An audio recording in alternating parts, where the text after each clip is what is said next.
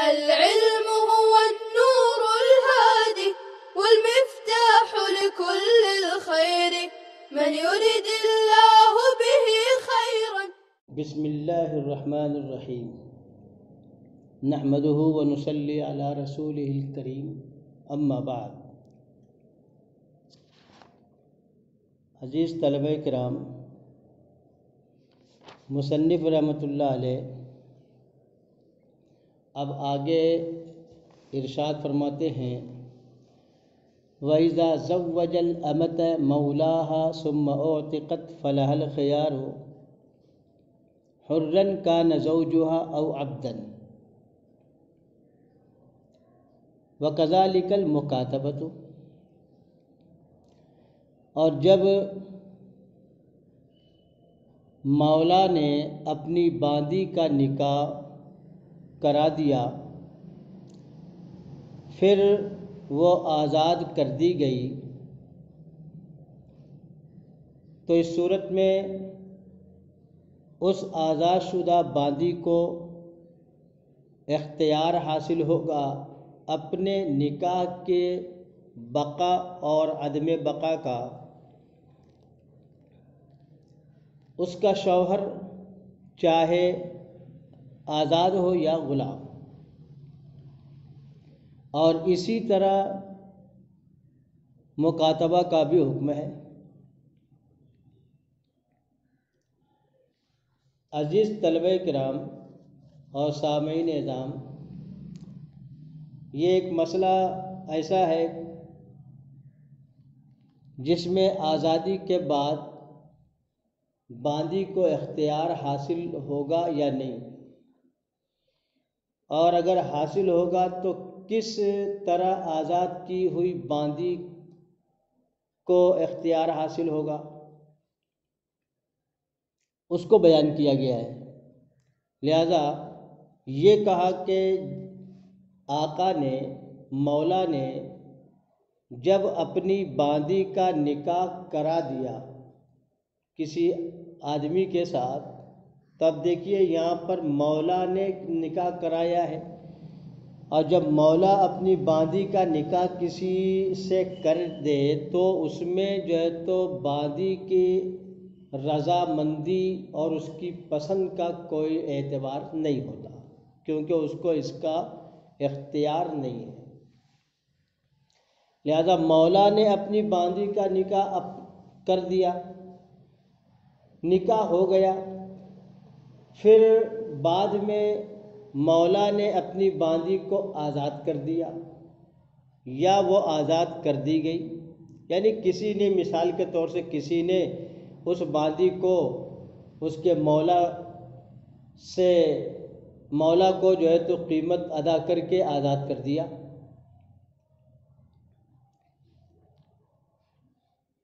یا خرید کر آزاد کر دیا. اس لیے کہا گیا ثم اعتقت، ماضی مجہول کہا گیا، پھر وہ آزاد کر دی گئی. تو اب اس صورت میں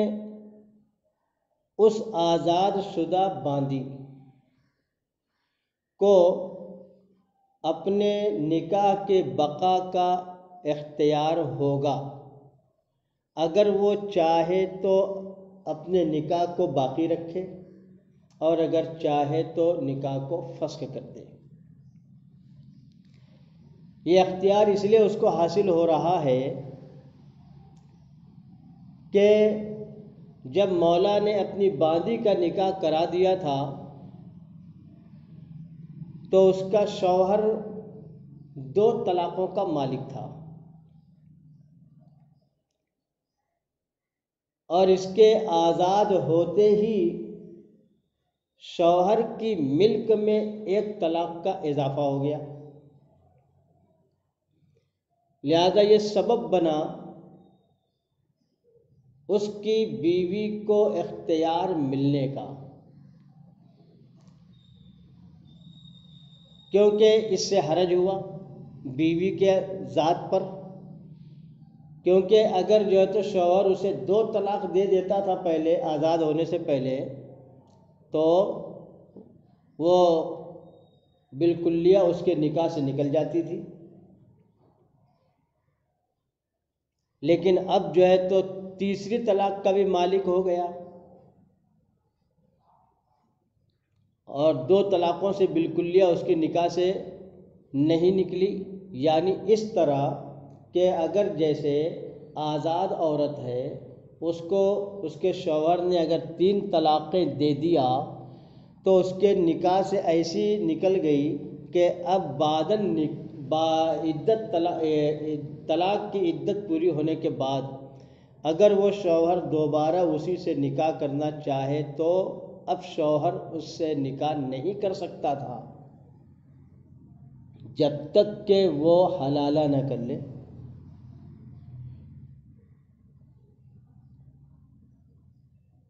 ہاں 2 طلاقوں کے بعد اگر وہ عدت گزرنے کے بعد نکاح کرنا چاہے تو کر سکتا تھا، یا عدت کے اندر بھی کر سکتا تھا. اب یہی صورت جو ہے تو باندی کے اندر ہے کہ اگر جو ہے تو آزاد ہونے سے پہلے شوہر نے اسے 2 طلاقیں دے دیا تو یہ ایسی اس کے نکاح سے نکل گئی کہ اب دوبارہ اگر عدت گزرنے کے بعد اس کا وہ شوہر اسی سے نکاح کرنا چاہے تو اس وقت تک نہیں کر سکتا تھا جب تک کہ یہ حلالہ نہ کر لے. لیکن اب آزاد ہو گئی تو اب 2 طلاق اگر اس کے بعد 2 طلاق دیتا ہے تو دوبارہ اس سے نکاح کرنا چاہے تو کر سکتا ہے. اسی لیے عورت کو حرج لاحق ہوا جس کی بنا پر عورت کو اختیار حاصل ہوا. اور یہ اختیار اس لیے بھی حاصل ہوا کہ رسول صلی اللہ علیہ وسلم نے ارشاد فرمایا تھا حضرت بریرہ رضی اللہ تعالیٰ عنہ سے جب ان کو آزاد کر دیا گیا تھا تو آپ نے یہ فرمایا تھا کہ قد اعتق بضعک معک فاختاری، کہ تیرا بضع بھی تیرے ساتھ آزاد ہو گیا، اس لیے تجھے اب اختیار ہے. اسی طرح آپ علیہ السلام نے یہ فرمایا تھا ایک دوسری حدیث میں حضرت بریرہ سے کہ ملکتی بضعکی فاختاری، اب تو اپنی بضع کی خود مالک ہو گئی، لہذا تجھے اختیار ہے نکاح کی بقا اور فسخ کا. تو معلوم یہ ہوا کہ جب باندی کا نکاح ہو جانے کے بعد اگر وہ آزاد کر دی جائے تو اس کو آزادی کے بعد اختیار حاصل ہوگا بشرطے کہ اس کا نکاح اس کے مولا نے کیا ہو، نہ کہ اس نے خود اپنی مرضی سے کیا ہو، جیسا کہ آگے آ رہا ہے. خیر، یہی حکم مکاتبہ کا بھی کہلائے گا. آگے فرمایا وَإِن تَزَوَّجَتْ أَمَةٌ بِغَيْرِ إِذْنِ مَوْلَاهَا ثُمَّ اُعْتِقَتْ صَحَ النِّكَاحُ وَلَا خِيَارَ لَهَا، اور اگر نکاح کی باندی نے اپنے مولا کی اجازت کے بغیر پھر وہ آزاد کر دی گئی تو اب اس صورت میں اس کو اختیار حاصل نہیں ہوگا. لہذا جس باندی نے اپنی مرضی سے مولا کی اجازت کے بغیر نکاح کر لی تو چونکہ اس کا نکاح موقوف تھا مولا کی مرضی پر اور ابھی تک گویا کہ انہوں نے نکاح کی خبر مولا کو دی ہی نہیں، گویا یہ سوچ کر، مثال کے طور سے یہ سوچ کر کہ اگر ابھی بتلایا جائے خبر دوں تو انکار کر دے گا. یوں ہی چلتا رہا کچھ دن، یہاں تک کہ جو ہے تو مولا نے اس کو آزاد کر دیا اتفاق سے. تو آزاد ہوتے ہی اس کا نکاح جو ہے تو نافذ ہو گیا، کیونکہ آزاد کر دینے کے بعد مولا کا خیار ختم ہو گیا. اس لیے آزاد ہوتے ہی اس کا نکاح نافذ ہوا، اور جب نکاح نافذ ہو گیا تو دیکھیے یہاں پر اس کے نفاذ نکاح جو پایا گیا ہے تو وہ آزادی کے بعد پایا گیا ہے، جبکہ اوپر کی صورت پہلی صورت میں نکاح نافذ ہو گیا تھا جو تو مملوکیت ہی کی حالت میں، کیونکہ مولا نے نکاح کرا دیا تھا، جبھی نکاح نافذ ہو گیا تھا۔ اور یہاں تو نفاذ نکاح باندی کی آزادی کے بعد ہو رہا ہے، اس لیے جب نکاح آزادی کے بعد نافذ ہوا تو شوہر تو ابتداءً 3 طلاقوں کا مالک ہو گیا، اس لیے اس آزاد شدہ باندی کو فسخ نکاح کا اختیار باقی نہیں رہے گا۔ آگے فرمایا ہے وَمَن تَزَوَّجَ امْرَأَتَيْنِ فِي عَقْدٍ وَاحِدٍ وَإِحْدَاهُمَا لَا يَحِلُّ لَهُ نِكَاحُهَا صَحَّ نِكَاحُ الَّتِي تَحِلُّ لَهُ وَبَطَلَ نِكَاحُ الْأُخْرَى۔ وَمَن تَزَوَّجَ امْرَأَتَيْنِ فِي عَقْدٍ وَاحِدٍ،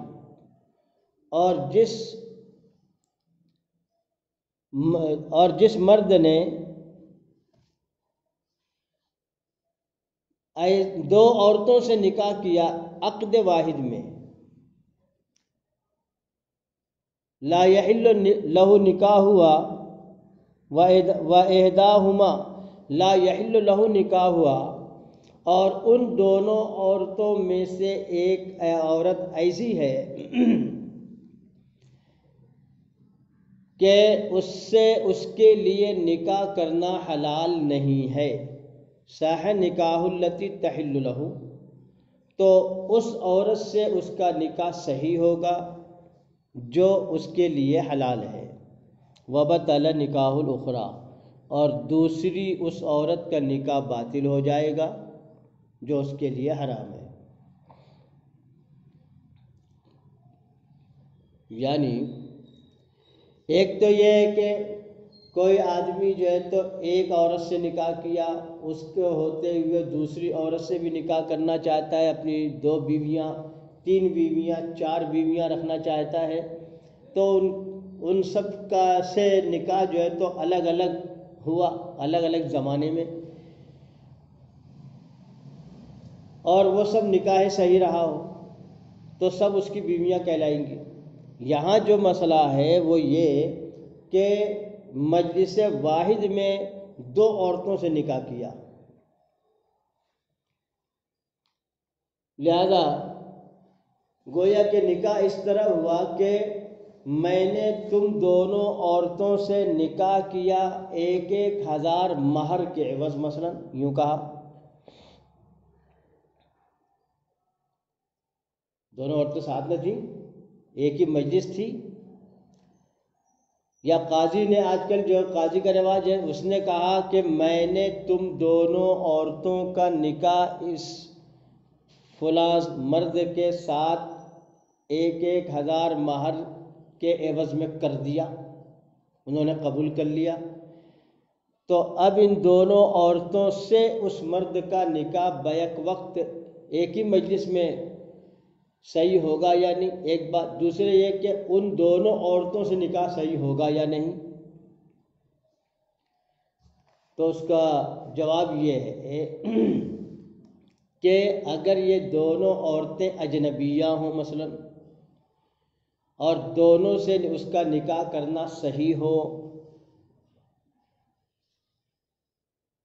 تو ایک ہی مجلس میں دونوں سے نکاح صحیح ہوگا اور دونوں اس کے لیے حلال ہوں گی۔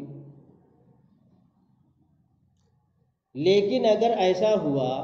کہ ان 2 عورتوں میں سے ایک عورت اس کے لیے حلال ہے اور دوسری اس کے لیے حرام ہے،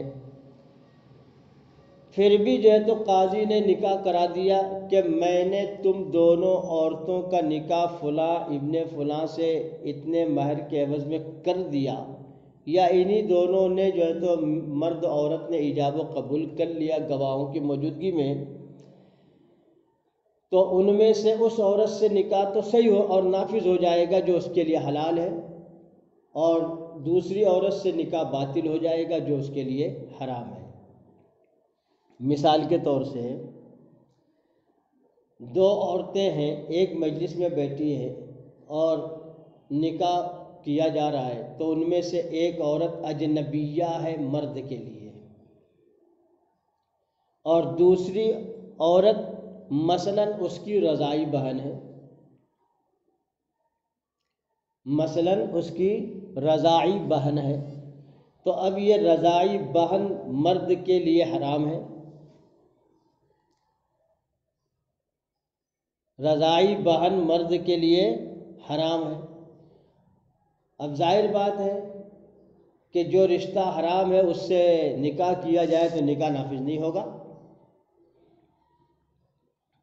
اس لیے اجنبیہ سے نکاح تو صحیح اور نافذ ہو گیا، لیکن رضاعی بہن سے نکاح باطل ہو گیا۔ اسی طریقے سے مثال کے طور سے دو عورتوں سے جب نکاح کیا جا رہا ہے ایک ہی مجلس میں، اور پھر وہ دو عورتوں میں سے ایک عورت ایسی ہے جو اجنبیہ تو ہے اور وہ چاہے کنواری ہو یا سیبہ ہو اور عدت پوری ہو گئی ہو تو اس سے تو نکاح صحیح ہو جائے گا، لیکن اگر دوسری عورت ابھی عدت میں ہے اور اس سے نکاح کر رہا ہے تو وہ نکاح باطل ہو جائے گا، کیونکہ وہ ابھی اس کے لیے حلال نہیں ہے۔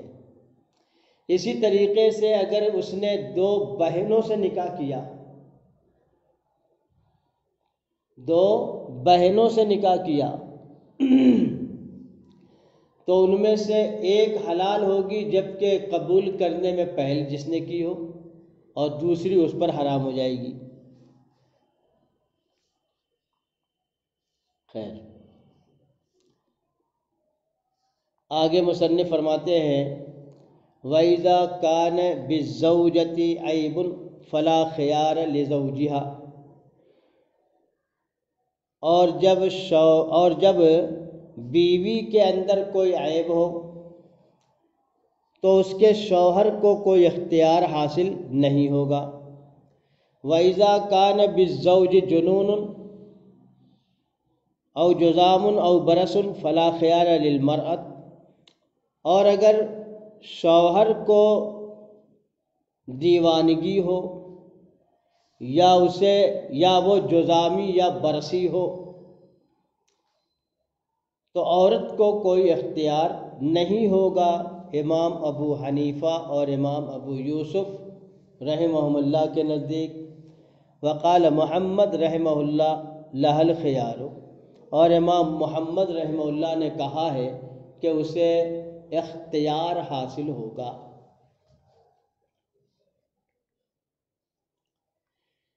دیکھیے یہاں سے ابھی تک تو مصنف علیہ الرحمہ نکاح سے متعلق متفرق مسائل بیان کر رہے تھے، جواز و عدم جواز سے متعلق، اور اب جو ہے تو یہاں سے چند عبارتوں میں کچھ ایسے متفرق مسائل ہیں کہ نکاح ہو جانے کے بعد زوجین میں سے ایک کو یا دونوں کو نکاح کے فسخ کا اختیار ہوگا یا نہیں، اس کو بیان کر رہے ہیں۔ جیسے کہا کہ وَإِذَا كَانَ بِالزَّوْجَةِ عَيْبٌ فَلَا خِيَارَ لِزَوْجِهَا، نکاح ہو گیا، نکاح ہو جانے کے بعد شوہر کو اس کی بیوی کے اندر کوئی ایسا عیب معلوم ہوا جو اس کے لیے باعث نفرت ہو، مثلا باعث عار ہو، مثال کے طور سے اسے کوڑھ کا مرض ہو یا دیوانگی ہو یا مرگی کا مرض ہو وغیرہ، تو ایسا جب کوئی عیب اگر اس کے اندر پایا گیا، معلوم ہوا بعد النکاح، تو اب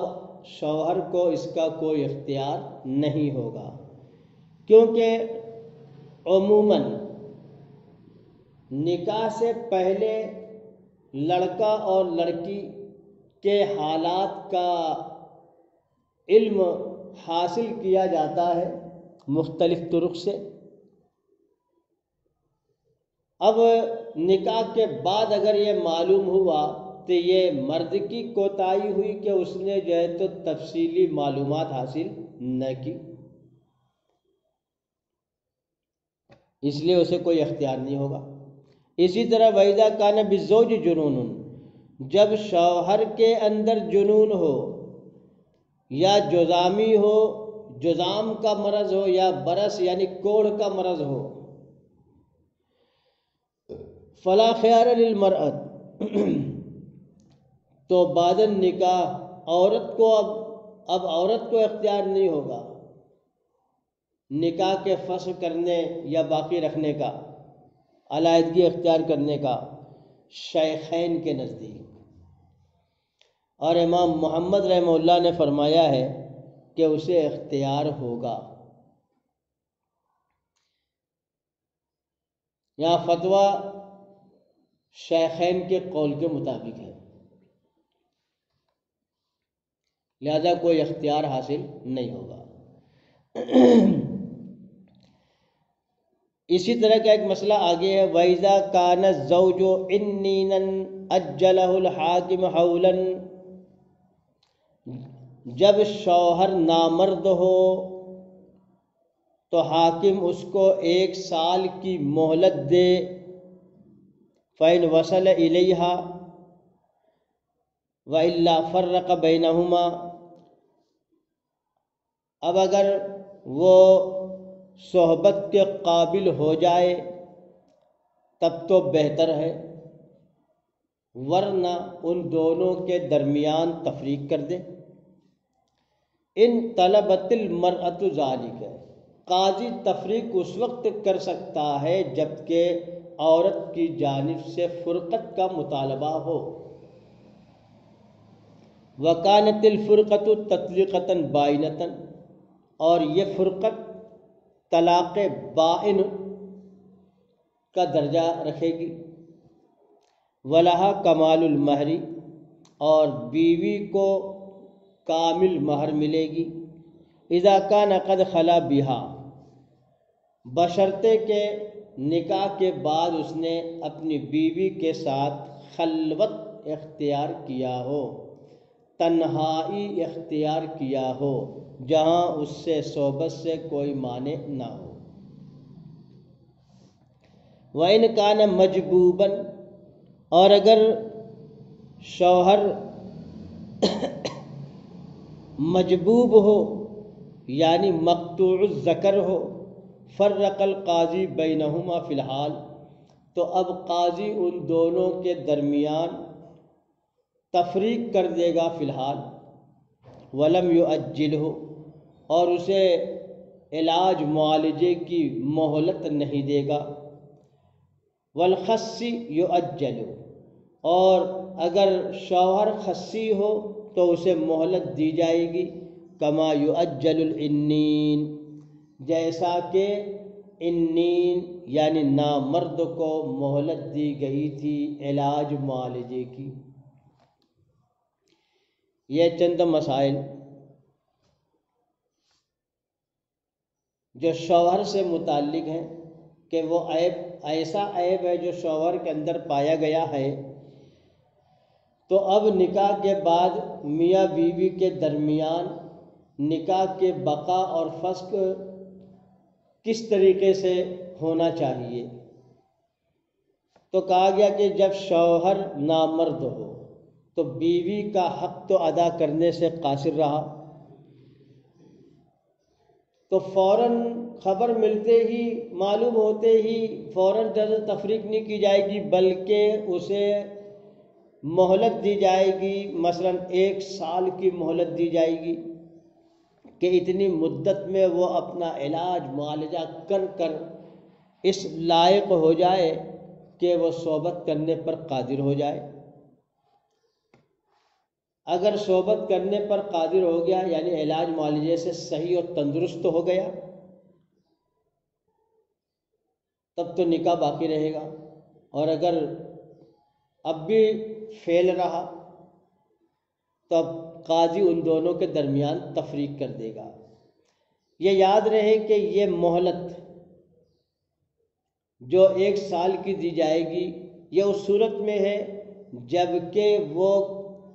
کسی سبب سے نامرد ہو گیا ہو، پیدائشی نہ ہو، اور اگر وہ پیدائشی نامرد ہے تب تو اس کا علاج ہو ہی نہیں سکتا، اس لیے علاج کے لیے مہلت نہیں دی جائے گی، بلکہ فی الحال فی الحال جو ہے تو ان دونوں کے درمیان تفریق کر دی جائے گی اور نکاح فسخ کر دیا جائے گا۔